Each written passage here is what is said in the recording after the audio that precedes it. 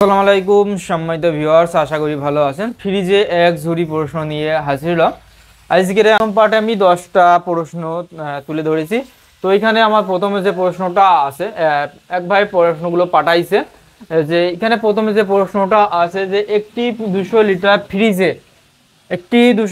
ফ্রিজে 600 গ্যাসের running pressure কত? একটা ফ্রিজ যখন আমাদের চলে তখন রানিং প্রেশারটা কত সেটা জানতে চাইছে। এবং এটা যে প্রশ্নগুলো এটা হয়তো ট্রেন্ডিং করে বা ট্রেন্ডিংয়ে পরীক্ষার যে প্রশ্নগুলো সেই প্রশ্নগুলো ভাই আমার কাছে পাঠাইছে। তো এখানে হলো যে একটি 200 লিটারের ফ্রিজে 600 গ্যাসের রানিং প্রেশার কত যখন ফ্রিজটা আমাদের চলে। 600 গ্যাস, এখন এখানে 200 লিটার হোক যে কোনো হোক, এখানে 600 গ্যাস আমাদের যখনই ফ্রিজে চলবে তখনই আমরা যে গেজ মিটার এবং পাইপ লাগানো আছে, এই পাইপটা আমরা যখনই ফ্রিজে লাগাবো তখন আমাদের যে মিটারে আমাদের কিন্তু শো হবে। এখানে দেখেন কাটা আছে, এখানে 500 পর্যন্ত দেওয়া আছে। আমার এই মিটারে 800 পর্যন্ত আছে। আর এই যে মিটারটা দেখছেন এটা হলো 500 পর্যন্ত, এই মিটারটা হলো 500 পর্যন্ত। আর আমার যে হাতে দেখছেন এটা হলো 800 পর্যন্ত প্রেশার মাপা যায়। আচ্ছা, এখানে আমাদের যে মিটারই হোক না কেন সব কয় মিটারে আপনারা মাপতে পারবেন, 800 হোক, 500 হোক, 250 হোক, এটা কোনো বিষয় না। এখানে সে প্রেশারটা দেখতে পারবেন যখন আপনার রানিং অবস্থা। আমি এই যে হুস পাইপটা যদি লাগাই তাহলে আমরা প্রেশারটা দেখতে পাবো। জিরো যে দেখেন এখানে এখানে যে কাটাটা আছে জিরোর নিচেই আছে, কিন্তু যখন আমরা লাগাবো 600 গ্যাসে যদি গ্যাস থাকে ফ্রিজে তাহলে আমরা যে এই যে কাটাটা দেখলেন, এই কাটাটা আমাদের জিরো বা জিরোর পাশে আসবে, অর্থাৎ জিরো পাশে দেখেন ছোট একটা দাগ আছে, এই দাগের এখানে আসবে। তাহলে আমরা বুঝতে পারবো যে এটা আমাদের 600 গ্যাস আছে। আমরা বুঝতে পারবো 600 গ্যাসের প্রেশারটা রানিং অবস্থা আমাদের প্রেশারটা হবে আমাদের জিরো বা 1 পিএস, অর্থাৎ প্রেশার পিএসআই। ঠিক আছে, এই যে মিটারে কাটা কিন্তু এখন জিরোর নিচে আছে। আমরা যখনই লাগাবো যদি গ্যাস থাকে 600 গ্যাস তাহলে জিরোই উঠবে বা জিরোর একটু পাশে চলে যাবে। 600 গ্যাসের রানিং প্রেশার হলো 0/1। দ্বিতীয় প্রশ্নটা হলো ফ্রিজের লিক টেস্ট কত প্রেশার দিয়ে করতে হয়? আমরা যখনই ফ্রিজে যে লিক আছে কিনা এটা আমরা বুঝবো কিভাবে? যখন আমরা প্রেশার দেব, এই যে মিটার দেখেন, মিটারে আমরা যখন প্রেশার দিলে বুঝতে পারবো। তো আমরা একটা টেস্ট করার সময় কত প্রেশার দেবো, অনেকে দেখা গেল এখানে 500 পর্যন্ত আছে, 800 পর্যন্ত আছে। আপনারা যদি ফুল দেন তাহলে তো পাইপ তো ফেটে যাবে। এবং দেখা গেল অতিরিক্ত প্রেশার দিলে, যেহেতু অ্যালুমিনিয়াম পাইপ থাকে, দেখা গেলো জয়েন্ট থাকে তামার পাইপ, সেগুলো জয়েন্ট থেকে ছাড়াই যাবে, পাইপ ফেটে যাবে। তাহলে এটা সঠিক নিয়মে আমাদের প্রেশারটা দিতে হবে 250 থেকে 300। 250 থেকে 300 দিলে আমাদের এটা সঠিক নিয়ম। 250 থেকে বাই 300 প্রেশার পিএসআই। আচ্ছা, আমাদের সঠিক নিয়মটা হলো 250 থেকে 300 মধ্যে আমরা প্রেশারটা দেব। 250 দিতে পারি, 300 দিতে পারি, কিন্তু এর অতিরিক্ত দেবেন না। অতিরিক্ত দিলে কিন্তু পাইপ জয়েন্টগুলো ছাড়া যেতে পারে, অ্যালুমিনিয়াম পাইপ ফেটে যেতে পারে। তৃতীয় নম্বর যে প্রশ্নটা করেছে, তৃতীয় নম্বর প্রশ্নটা হলো ফ্রিজে আর 600 গ্যাসের বন্ধ অবস্থায় প্রেশার কত? আচ্ছা, ফ্রিজে আমাদের এখন বন্ধ আছে, অর্থাৎ আমাদের প্রেশারটা আমরা যদি মিটার এবং হোস পাইপটা আমরা লাগাই, যদি প্রেশারটা চেক করি তাহলে আমরা বুঝতে পারবো যে এটা প্রেশার আছে কিনা। সেটা বোঝার জন্য আমাদের 600 গ্যাসে কত প্রেশার সেটা আগে জানতে হবে। তাহলে আমাদের 600 গ্যাসের প্রেশারটা কত সেটা আমি বলি। এখানে আমাদের অবস্থায় থাকবে আমাদের 40 থেকে 50 পিএস। বন্ধুরা আমার হাতে দেখেন 600 গ্যাসের সিলিন্ডার আছে একটা, দেখেন 600 গ্যাসের সিলিন্ডার আছে। আমি এখন প্রেশারটা আপনাদের দেখাবো বন্ধ অবস্থা, অর্থাৎ আমাদের বন্ধ অবস্থায় প্রেশারটা কত থাকে। তো বন্ধুরা এখানে দেখেন আমি কিন্তু প্রেশার অর্থাৎ গ্যাস কিন্তু 600 গ্যাস কিন্তু আমি এর ভেতরে ঢোকাইছি। এখন আমার কম প্রেশার বন্ধ। এখন আমার খাটানোর পরে আমাদের কিন্তু প্রেশার উঠবে কত? 50/40। এখানে দেখেন প্রেশার কিন্তু আমাদের 40-এ উঠেছে। এখন 50/40 আমি বলছি, দেখা গেলো এক এক কোম্পানির গ্যাস এক এক রকম হয়, কিন্তু 50-এর উপরে উঠবে না। আমাদের ডাটা লাগাই যখনই দেখবো 50/40, এখানে দেখেন 40-এ উঠে আছে।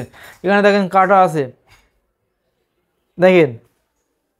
তো বন্ধুরা 600 গ্যাসের বন্ধ প্রেশারটা আপনারা দেখতে পেলেন, এখানে 40/50-এর মধ্যে থাকবেই।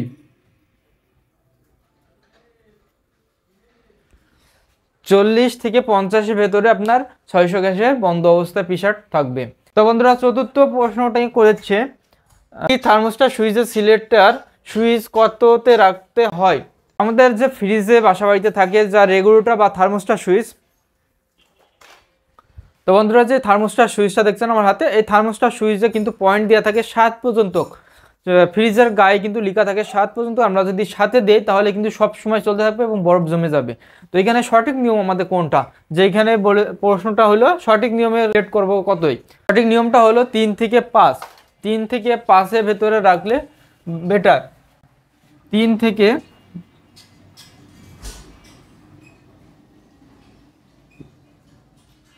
থেকে 5 নম্বরের ভেতরে রাখবেন। 3-এ রাখলে ভালো, একটু বেশি হলে 4 বা 5-এ দেবেন। 5-এর ওপরে দেবেন না, তাহলে দেওয়া আবার দীর্ঘ সময় চলবে এবং বরফ জমবে অতিরিক্ত। এর জন্য সঠিক নিয়ম 3 থেকে 5। 3 থেকে 5-এর ভেতরে রাখবেন। 5 নম্বর প্রশ্নটি হলো R600A এবং 134A গ্যাসে ফ্রিজ চালু অবস্থায় কারেন্ট কত নেয়? অর্থাৎ আমাদের চলছে কিন্তু আমাদের কারেন্টটা কত নেয় 600 গ্যাসে এবং R134 গ্যাসে কত নেয় সেটা বলবো। তো এখানে R600 গ্যাসের আমাদের কারেন্টটা নিবে 0.6 এম্পিয়ার পর্যন্ত, 6 এম্পিয়ার হাইস্ট। এখানে একটা মাসবি যে বই আমার কাছে পাঠাইছে, তো আমি লেখাগুলো আমি দেখেছি। এখানে 0 দিতে হবে বা বলার সময় 0.6 বলতে হবে বা 0.60 বলতে হবে। 0.60 বা 0.6 বলতে হবে মাসবি। যদি আমি 0 না বলি, যদি শুধু বলি 6, তাহলে সেই ক্ষেত্রে আমাদের 6 এম্পিয়ার উঠে যাচ্ছে। যদি 0 না দিয়ে আমি যদি 60 এম্পিয়ার বলি, তাহলে আমাদের কিন্তু 60 এম্পিয়ার হয়ে যাচ্ছে। সে কিন্তু আমাদের অনেক এম্পিয়ার দেখাবে, তাহলে সেটা কিন্তু আমাদের ফ্রিজের সাথে খাটছে না। তাহলে আপনার প্রশ্ন উত্তরটা কিন্তু ভুল হয়ে যাবে, আপনার মার্কটা দিবে না। এবং আমাদের 134-এর এবং তাহলে 134-এ আমাদের যেহেতু শর্টকাটে লিখতে হবে, তাহলে এবং দিতে হবে, দিয়ে 134 গ্যাসে আমাদের যেটা এম্পিয়ার নিবে কারেন্ট খাই 0 দিতে হবে, মাস্ট বি 0 দিতে হবে 90 এম্পিয়ার বা 1 এম্পিয়ার, হাইস 1 এম্পিয়ার পর্যন্ত নিবে। আর যদি আমি 1 দিয়ে থাকি তাহলে 1 এম্পিয়ার বুঝছি। তাহলে আমি এখানে যদি 0 না দিই, 6 বা 90 দিই, তাহলে কি আসছে আমাদের 90 এম্পিয়ার হয়ে যাচ্ছে, তখন কিন্তু 0 আসছে না। ঠিক আছে, তাহলে 0 অবশ্যই দিতে হয়। 0 না দিলে কিন্তু আপনার মার্ক দিবে না বা আপনার প্রশ্নটা সঠিক আসছে না, উত্তরটা সঠিক হচ্ছে না। আচ্ছা, 6 নম্বর যে প্রশ্নটা করেছে, ফ্রিজের নর্মাল চেম্বারে এবং ডিপ চেম্বারে তাপমাত্রা কত ডিগ্রি সেলসিয়াস থাকে? অর্থাৎ আমাদের নর্মাল ফ্রিজে, বাসাবাড়িতে ফ্রিজ বা যে কোনো ফ্রিজে নর্মাল চেম্বারে কত ডিগ্রি সেলসিয়াস তাপমাত্রায় থাকে? আমাদের এটা কিন্তু খুবই গুরুত্বপূর্ণ প্রশ্ন, যে ডিবিএ কত সেলসিয়াস তাপমাত্রা থাকে এবং নর্মালের তাপমাত্রা থাকে। তো এখানে আমাদের প্রথমে নর্মালের কথা বলেছে, তো নর্মালে যেহেতু আমাদের তাপমাত্রা থাকে +6, প্লাস যেহেতু সেক্ষেত্রে আমাদের কোনো চিহ্ন দেওয়া লাগবে না। +6 থেকে 10 ডিগ্রি সেলসিয়াস, দিতে হবে, ডিগ্রি কিন্তু দিতে হবে, 10 ডিগ্রি সেলসিয়াস। এবং ডিবে চেম্বারের তাপমাত্রা কত থাকে? তাহলে আমাদের ডিবে তাপমাত্রা থাকে -15, অবশ্যই -15 দিতে হবে, মাইনাস দিতেই হবে, মাস্ট বি এইভাবে -15 ডিগ্রি সেলসিয়াস থেকে -23 ডিগ্রি সেলসিয়াস থাকে।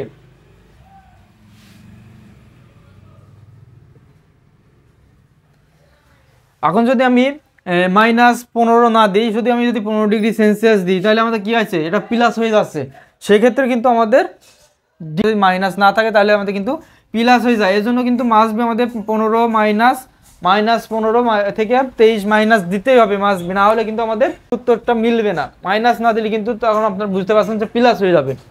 বন্ধুরা, 7 নম্বর যে প্রশ্নটি, একটি ডিপ ফ্রিজের R134 গ্যাসের প্রেসার চালু এবং বন্ধ অবস্থায় কত রাখা হয়?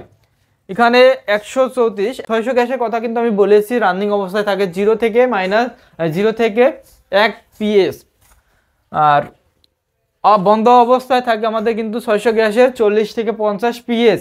এখন আমাদের আরেকটা প্রশ্ন হলো 134 গ্যাসে বন্ধ এবং চালু অবস্থায় কত থাকে? যেহেতু প্রথমে বলেছে চালু অবস্থায় আমার 12 থেকে 15 PS, 12 থেকে 15 PSI, অর্থাৎ প্রেসার। ঠিক আছে, এটা আমাদের 12 থেকে 15 প্রেসার আমরা যদি থাকে, এখানে দেখেন এই যে মিটারে আমরা এখানে যে আমাদের কাটা আছে দেখেন, জিরোর পর থেকে সব কিন্তু শূন্য দিয়ে আছে এবং বড় দেখেন দাগ দিয়ে আছে, ওই দেখেন বড়, ওটা আমাদের 10, তারপরে 11, 12 এইভাবে বুঝবেন। তাহলে আমাদের যে ছোট, ওই দেখেন ছোটোর থেকে তারপরে 10, 15 দিয়ে একটা বড় দাগ দিয়ে আছে, তাহলে আমাদের ওই বড় কাটাগুলি 10, এইভাবে বুঝতে হবে। চালু অবস্থায় বুঝতে পারবো 12 বা 15 পিএস থাকলে। এবং বন্ধ অবস্থায় কত থাকবে? বন্ধ অবস্থায় আমাদের থাকবে 80 থেকে বন্ধ অবস্থায় আমাদের থাকবে 80 থেকে 95। 80 থেকে 95 বন্ধ অবস্থায় থাকবে। তো আমার কাছে দেখেন 134 গ্যাসের একটা সিলিন্ডার আছে, এখানে আমি একটু মেপে দেখাই। 134A গ্যাস কিন্তু এখন বন্ধ অবস্থায় আছে, তাহলে আমরা প্রেসারটা কত দেখতে পাচ্ছি? 80-তে কিন্তু এখন দেখতে পাচ্ছি। তাহলে এখন কিন্তু 80-তে বন্ধ অবস্থায় থাকবে, 80 থেকে 95-এর মধ্যে কিন্তু বন্ধ অবস্থায় থাকে, এবং রানিং অবস্থায় কিন্তু 12 থেকে 15 মধ্যে থাকবে। বন্ধুরা 8 নম্বর যে প্রশ্নটি করেছে, চোকিং কেন হয় এবং কিভাবে সমাধান করবেন? চোকিংটা হয় আমাদের কম প্রেসার থেকে তেল বের হলে বা অতিরিক্ত তেল উঠে গেলে, সেক্ষেত্রে আমাদের চোকিংটা হয় ক্যাপিলারিতে গিয়ে। তো বন্ধুরা আমার হাতে দেখেন ক্যাপিলারি একদমই চিকন, সুইয়ের আগাও এর মধ্যে ঢুকবে না। এই ভেতরে যদি যখন আমাদের তেলটা কম প্রেসার থেকে উঠবে, তখন কম প্রেসারের তেল কিন্তু অনেক ঘন, তখন এই ভেতরে গিয়ে জাম করে ফেলে, একে বলা হয় চোকিং।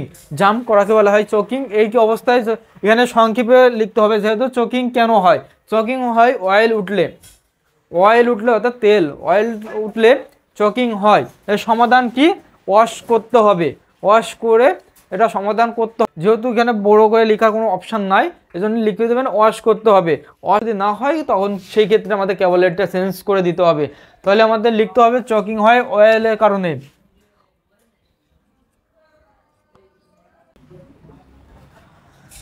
তাহলে 8 নম্বর প্রশ্নের উত্তরটা আমরা পেয়ে গেছি, অয়েলের কারণে চোকিং হয়, এর সমাধান ওয়াশ করতে হবে। 9 নম্বর প্রশ্নটা হলো, ফ্রিজের ভ্যাকুয়াম কত সময় ধরে করতে হয়? ফ্রিজের আমরা যে ভ্যাকুমটা অর্থাৎ হাওয়া শূন্য করার যে কাজটা, একে বলা হয় ভ্যাকুম। এই ভ্যাকুমটা আমাদের মিনিমাম আধা ঘন্টা অর্থাৎ 30 মিনিট ধরে করতে হবে। 30 মিনিট ধরে করতে হবে, 30 মিনিট। 10 নম্বর প্রশ্নটা, ফ্রিজে কত হর্স পাওয়ারের সাইজ ব্যবহার করা হয়? আমাদের ফ্রিজের কমন যেটা ব্যবহার করা হয় সাইজ, সেটা হলো 1/4 সাইজ। 1/4